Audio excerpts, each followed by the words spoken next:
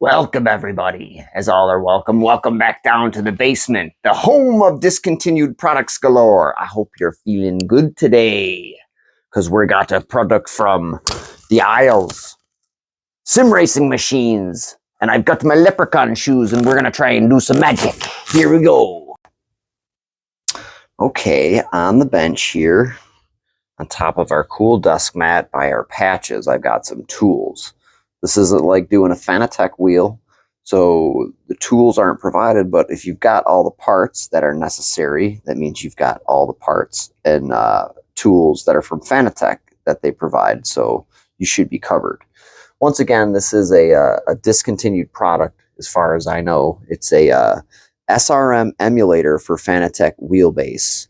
So on their website, they have a different version of this that's compatible with the QR2, I believe, because it uses a different tip on the stub. So you'd have to be accommodating for that. What we're doing is we're doing a straight up vintage rim for our old vintage setup for doing like rallying and driving manual transmission cars on PlayStation with our wheelbase that we wouldn't dare drive around other people in real life with anymore. So in the box, you've got some hardware, it looks like. Not really a lot of instructions, I don't think, but there is a QR code and stuff like that. So basically what this is the inside of an F1 ESports wheel. And inside of an F1 ESports wheel, you would have, I guess, a bunch of buttons, and this is what it looks like, I guess, shrunk down.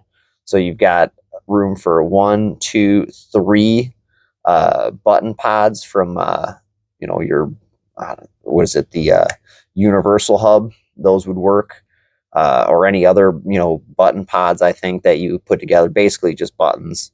Then you've got 5-volt power, and then there's a left and a right shifter. I don't have those.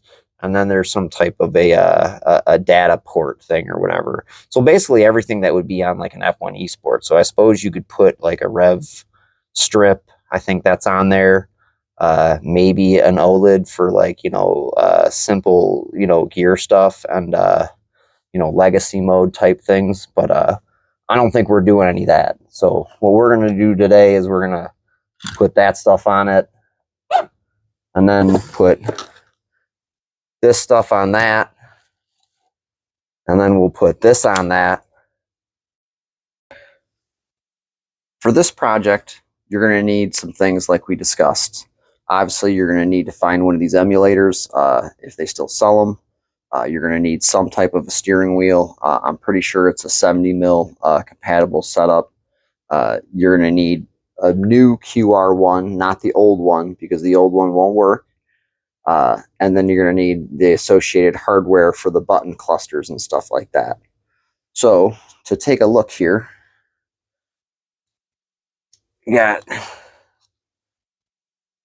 these screws holding this plate here. Like I said, I haven't even looked at the instructions. I know nothing about this thing. I think I put this, I bought this in a spender bender one night when I was getting, I think, a wheel emulator for one of my Fanatec wheels to use for Simcube, because I thought that was the way to go. And it is. If you really need to go that way, it's definitely a way to go.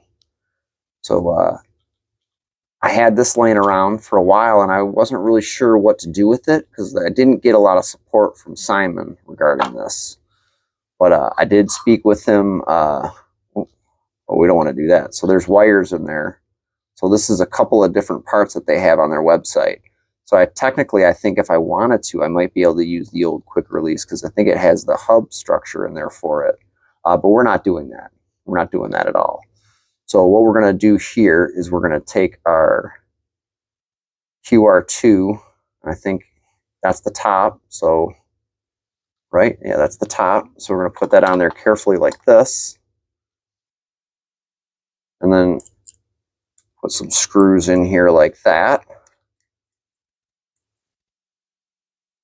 I think all the screws are provided for this part. So hopefully this works just fine. I don't want to go into that other part there. That's a part we don't need to get into, that inside. unless it starts loosening up, I guess you would have to go in there and tighten some of this hardware up, but we don't want to do that. So Simon has provided all the hardware, so let's go ahead and dump some of that out. I don't want to dump it on our mat here. I'm going to use this little tray. I saw this in a movie once where a dude uses this black not tray, but Fanatec logo thing. Let me make sure that these are all the right size. I didn't even check any of that stuff. I always say check your hardware. But I'm just assuming that this guy has his S together because he said so in so many words. Well, people that buy these things normally know what they're doing. And I said, oh, really? They don't ask you questions because you're the expert selling it and find a direction? And you can guess the response after that. So maybe I'll post it in the thing because I'm sure I still have it. I'm good at keeping stuff like that, either in my memory or in some type of file of being an. Anyway, the guy is nice enough. He's helpful to my brother, and that's why I went to him in the first place. Maybe I just had an expectation and then didn't line up. So I'm sure, you know, everyone's nice depending on the day that they're having on that particular one. So anyway, back to work on this here. Like I said, I got all my tools here from all the different Fanatec projects and products we have. So we'll tighten this down. This is the part where you're scrolling through fast, just like a wheel. So we'll go from one side to the other. We'll go over here. Oh, see, this is why you check all your hardware. Make sure it's the threads are clean, because this isn't necessarily clean. I'll power it through because I'm sure it'll be just fine.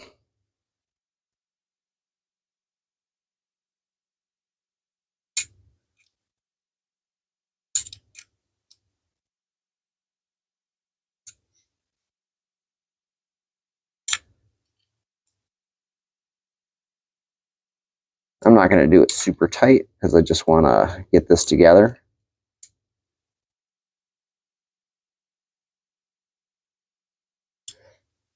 So what Simon does is a lot of Fanatec stuff, and his main thing is an emulator or a conversion kit. I shouldn't say emulator, but there is an emulator in there. There has to be one to let the computer think that there's a Fanatec wheelbase in between your Fanatec wheel and your PC if you're not using a Fanatec wheelbase anymore.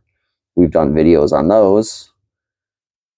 You can see them. They'll probably come up at the end of this video, or, you know, maybe you'll see all these videos at once, because that's how YouTube does you, like it does me.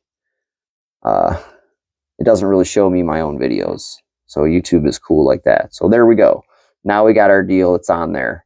I suppose if we needed to move it around, we could. We don't need to. We're just going to go ahead and start plugging stuff in and go from there, I guess. Finishing our wheel project, we've got one button pod in here. We're going to slide our second one here. We're going to watch out for the 5-volt pin. We don't want to smash that. You never know. We might use that later. We tested this out. We did some dillying with it in the Fanatec control panel. And I'm pretty sure if you could find an LCD screen that would work and be able to wire it into that plug correctly, you're good to go with things like that and a rev strip, because they represent on the control panel as being there. So, I mean, they should work if you plug them in. If you can find a broken wheel that, you can get those components from, or if Simon one day decides to have them, that would be really cool. So here we're going to put our button pods like this. Now that we've got them all plugged in, we're going to get our washers, because, like, pro tip, you've got to have these washers. Otherwise, your wheel will collapse on this, and it won't be good. So 3 pods, 3 washers for 6 bolts. And then our 6th one will go right here, kind of like this. I think that's how we're going to have it, so we can adjust them later if we need to. So let's get our wheel or our washers on here, whichever comes first. I think we can put these down. And I think it would be easier to put our wheel on top of the washers and then tighten it that way a little bit. And then you can just slide our buttons in how and where we want them. So I did put this together once already with the black disc. I don't think I liked it as much as the silver disc, the faceplate with the black bolt. So I think I'm going to go that route. So put that like that, just like this, and then put these two in the correct positions, and we're going to drop this right on top of our washers. Dog's going to give her 2 cents. Make sure that I do it right. That's okay. I take constructive criticism. Just like that. Don't tighten it all the way, because remember, we're going to put our button caps on here. We're going to make sure our washers are on there right. It'll look sort of like that. Slide this back down. Make sure our button placement doesn't get in the way of our wires and vice versa. So we'll just line it up over the hole here. That should be good. We'll be able to pull it in and out as necessary. Don't need to tighten it down all the way. Same thing with this upper cluster. Try not to get my fat head in the way.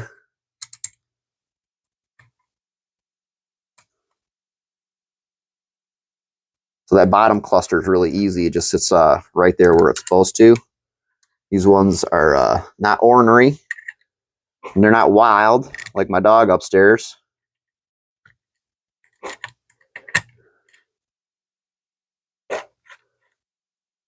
They're just going to sit up there like that. So just like a wheel, or like, on your car, you want to offset your torque load. Put a handle on, that's probably good too. Woo. Unless you got Hulk grip, then you can do that. So top. Make sure our buttons aren't binding anywhere. Top. We'll go to our button clusters here. Side. We'll go down here. Offset. Then you can go back to the top and repeat, and just keep repeating this pattern. You can go up here if you need to and go this way and reverse it. You're just trying to not do one more than the other, so you can evenly distribute the pressure of the bolt face to the wheel here. So like I said, top, bottom, side, and then your wheel is done once you've tightened it up. There's really no torque spec for this. I'm sure Simon might, say something or whatever, but I just do stuff hand tight usually, and then give it a little extra, drive it a little bit, and then see if it still works. But that's your guy right here. So this button here, I think, is the settings button, and then you can see in your control panel, it'll represent all these other buttons. There's the long plug in there. That's for like, a three panel LCD screen, like I said, or like, I forget what they call that, but it's, it'll show in your control panel. It also would do left and right shifters.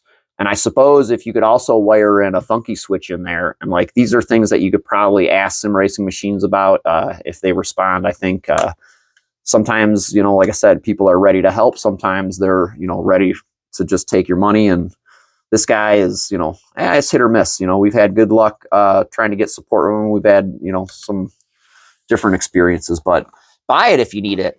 Get an emulator from them. If you need a Fanatec wheel conversion, he's got the only one really. So if you're switching from a Fanatec to a SimuCube or a SimMagic, and you don't have enough extra money for a wheel or something, or you're doing VRS, this is where you got to go. And you can check our other videos for these products, and like, subscribe, and check us out on Twitch.